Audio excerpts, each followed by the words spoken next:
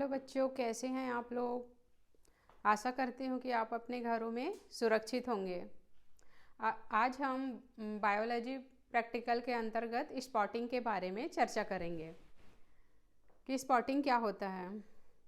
जैसे कि स्पॉटिंग में कोई स्लाइड रखा होता है कंपाउंड माइक्रोस्कोप में, या कोई स्पेसिमेन रहता है, या कोई भी मटेरियल रहता है उसमें। तो हम सबसे पहले क्या करते हैं, उसे आइडेंटिफाई करते हैं।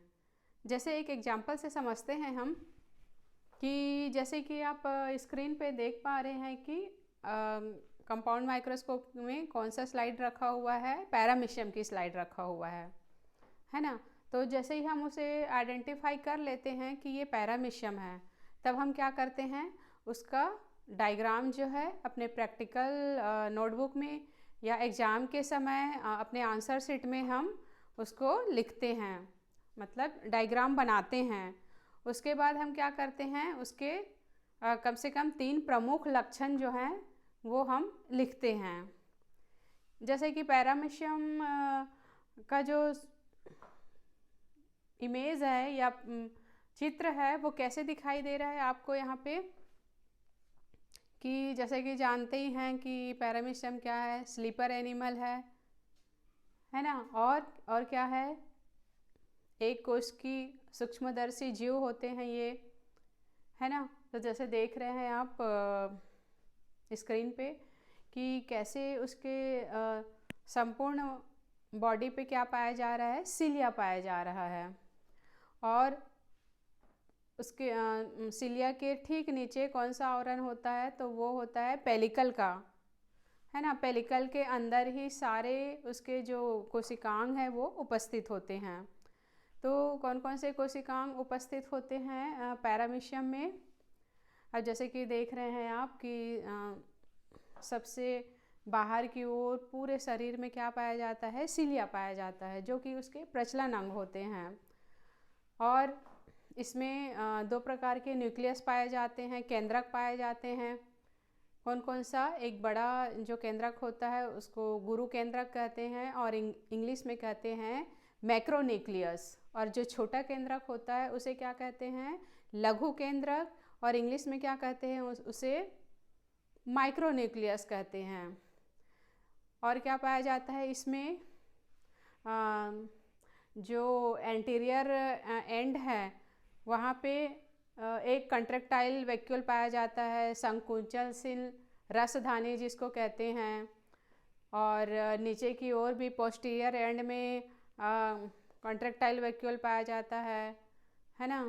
तो इस प्रकार से, और खाद्य रिक्तिका पाई जाती है।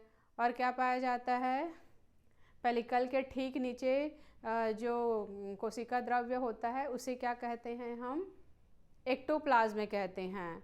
और केंद्रक के आसपास जो कोशिका द्रव्य होते हैं उसे क्या कहते हैं हम, एंडोप्लाज्म कहते हैं। तो इस प्रकार के आप लक्षण बहुत ही इजीली लिख सकते हैं कि जैसे नंबर 1 पे क्या लिखेंगे कि इसके संपूर्ण शरीर पे सिलिया पाए जाते हैं, जो कि इसके प्रचलन अंग होते हैं। नंबर 2 पे क्या लिख सकते हैं आप कि स्लीपर एनिमल कहते हैं इसे, एक कोश की सूक्ष्मदर्शी जीव होते हैं ये, है ना। तीसरे नंबर पे क्या लिख सकते हैं कि 2 प्रकार के केंद्रक पाए जाते हैं इसमें, बड़ा केंद्रक मैक्रोन्यूक्लियस, छोटा केंद्रक माइक्रोन्यूक्लियस। और क्या पाया जाता है, संकुचनशील रसधानी पाई जाती है, खाद्य रिक्तिका पाई जाती है। इस प्रकार से आप बहुत इजीली लिख सकते हैं उसके कैरेक्टर को, है ना। तो चित्र बनाना है आपको और साइड में क्या लिखना है, उसके लक्षण लिखना है। और जैसे कि आपको यदि उसका क्लासिफिकेशन मालूम है, वर्गीकरण मालूम है, जैसे कि आप प्रैक्टिकल नोटबुक में लिखते हैं, क्या लिखते हैं वर्गीकरण के अंतर्गत, जैसे कि आप यहाँ पे देख पा रहे हैं स्क्रीन पे कि वर्गीकरण कैसे लिखते हैं। तो सबसे पहले लिखते हैं कि वो कौन से किंगडम का है, तो कौन से किंगडम का है, प्रोटिस्टा किंगडम का है। सूक्ष्मदर्शी एक कोश की जीव होते हैं, है ना। दूसरा क्या होते हैं, फाइलम या संघ जिसको कहते हैं, वो प्रोटोजोआ संघ का है। उसके बाद लिखते हैं हम जैसे कि इंग्लिश में आप देख रहे हैं कि क्या देख रहे हैं आप, kingdom, phylum, class, order, genus और स्पीसीज। वर्गीकरण कैसे लिखते हैं? सबसे पहले लिखते हैं किंगडम, फिर फाइलम, फिर क्लास, फिर ऑर्डर, फिर जीनस, तब लास्ट में स्पीसीज लिखते हैं। और हिंदी में यदि देखें तो किंगडम को क्या कहते हैं? जगत कहते हैं। फाइलम को संघ कहते हैं। क्लास को वर्ग कहते हैं। ऑर्डर को गण कहते हैं। जीनस को वंश कहते हैं। और स्पीसीज को क्या कहते हैं? जाति कहते हैं। तो इस प्रकार से मुख्य आपको ये लिखना है क्लासिफिकेशन पैरामीशियम का।